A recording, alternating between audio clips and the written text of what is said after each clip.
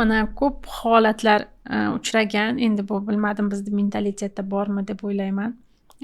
To'y qilishadi, judayam katta xarajatlar qilib yuborishadi. Ba'zida holatlar ham bo'lgan. 1 yildan keyin ajrashib ketishgan, yo 6 oydan keyin ajrashib ketishgan. Ko'pincha shu ota-onalar bu yerda e'tiroz bildirib qo'yishadi. Mana to'yga shuncha xarajat undirdik, shuncha xarajat qildik.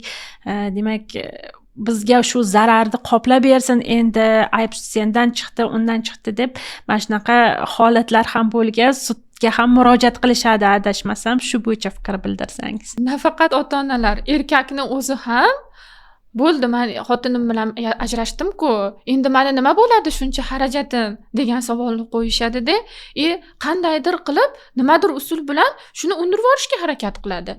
Lekin undirib olishdan oldin uni avvalgi vujudga kelgan huquqiy munosabatlar bormi? Ya'ni siz sarf xarajat qilayotganingizda nima deb sarf xarajat qilgansiz?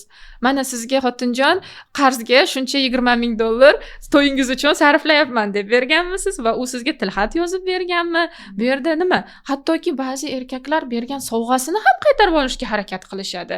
Biz bilamizki, fuqarolik qonunchiligi bo'yicha ham sovg'a qaytarilmaydi va u sizga qoplab berish majburiyati ham yo'q-da. To'y masalasida ham xuddi shunday. Bu ixtiyoriy bo'lgan-ku. Ixtiyoriy o'zingiz sarf qilgansiz.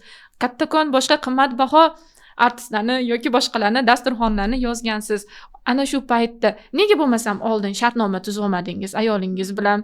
Nega avvaldan men to'yga $10,000 sarflayman, sen $5,000 sarflaysan, agar ajrashsak sen menga yana 5,000 berasan yoki men senga 10,000 beraman degan holatlarni qayd etib olmagandan keyin, bu hammasi ixtiyoriy bo'lgandan keyin hech qanaqa undirish, qaytarib olish bo'lmaydi. Bu haqida o'ylab, xomtomon bo'lib, sudga berib, vaqtingizni ham, pulingizni ham ketkazib o'tirishingiz umuman befoyda deb javob beraman doim. Keyingi sizga beradigan savolim, ajrashishdan keyin shu mulkni bo'lish masalasi ko'pchilikni qiziqtiradi. Holatlar ham bo'ladi, ayol kishi haydab yuboradi. Endi eri shu uyda meni yashash huquqim yo'qmi? Endi bolam bilan chiqarib yuborishdi, qanaqa huquqlarim qoldi deyishadi ba'zida. Shu holatlar bo'yicha, o'sha mulkni bo'linishi holati bo'yicha tushuntirishlar bersangiz. Mulk biz bilamizki, qonunchilik bo'yicha er-xotinni umumiy nikoh davomida topilgan barcha mol-mulklari teng yarmidan 2 tarafga ham bo'linadi. Ba'zi holatlarda otasini nomiga, akasini nomiga, boshqasiga rasmiylashtirib qo'yishgan bo'lishadi. Erini yoki xotinini nomida yo'q bo'ladi hech qanday mol-mulk. Bu holatda albatta er ham xotin ham bir narsani bo'lishga da'vo qilishi juda ham qiyin bo'ladi. U isbotlash kerak bo'ladi. Aynan shu mulk aynan erni yoki xotinini puliga olinganligini isbotlash kerak bo'ladi. Qayerdan pul kelganligini va u pul qanday qilib shu mulk olinayotganda ishlatilganligi, berilganligi va nega bu mulk er-xotini nomiga emas, boshqaga rasmiylashtirilgan holatlarni isbotlash kerak bo'ladi. Lekin ko'pincha holatlarda bizda rad qilinadi sud tomonidan, agar shu erni otasini nomiga yoki boshqasini nomiga rasmiylashtirilgan bo'lsa, chunki yetarli dalillar, isbotlar bo'lmaydi. Endi agarda turmush o'rtog'ining nomida hech qanday mol-mulk yo'q bo'lsa, lekin u ushbu xonadonda yashayotgan bo'lsa, haydab yuboradimi eri yoki qaynonasi chiqarib yuboradimi, uni 6 oy ichida yana boshqatdan shu uyga majburiy tartibda sudga berib kirish, ya'ni shu xonadonda yashash huquqi bo'ladi. Agar 6 oylik muddatni o'tkazib yuborsa, ushbu ayol sud unga da'vosida rad qiladi.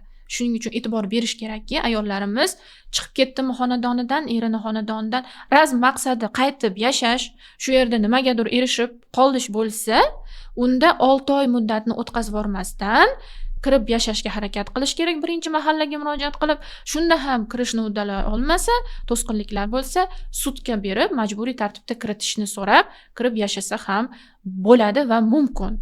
Hozirgi kunda shunaqa amaliyot qilyapmiz biz. Lekin ushbu xonadondan haq so'rash, menga yarmini berasan yoki bo'lmasa meni bolam bor, qizim bor, bularni haqqichi, ularga kvartira olib bermaysanmi yoki uy bilan ta'minlab qo'y degan holatlarda ular yutqazishadi. Chunki erni nomida hech narsa bo'lmagandan keyin u mulk yo'q narsa qanday bo'linadi? Shu Demak, Ozodaxon, kattakon rahmat sizga. Bugungi bergan savollarimizga hammasiga judayam yaxshi javob berdingiz. Biz o'ylaymizki, shu tinglovchilarimiz, bizda obunachilarimiz buni ko'rib, bugungi kunda agarda kimdadir shunaqa holatlar bo'yicha muammolari bo'lsa, o'zini huquqlarini qanday himoya qilishni bilmasa, balkim shu podkastni ko'rib, ma'lumotga ega bo'lib, qanaqadir bizni yordamimiz tekkan bo'lsa, biz xursandmiz. Qolaversa, agarda kimdadir mana shu oilaviy nizolar bo'yicha yuridik yordam kerak bo'lsa, mana Ozodaxon bevosita shu ishlar bilan ishlaydilar, sudlarda ishtirok etadilar, murojaat qilishlaringiz mumkin. Kattakon rahmat sizga. Rahmat, men ham minnatdorman taklif qilganinglardan. Oxirgi o'rinda aytib qo'ymoqchiman, eng asosiysi kasallikni oldini olish deyilganidek, nizo qiyinlashib, sud darajasiga yetib borgandan ko'ra, oldini olib, avval advokat bilan, yurist bilan maslahatlashib ish qilsangiz, o'zingizni ham vaqtingiz va pulingiz tejaladi degan fikrdaman.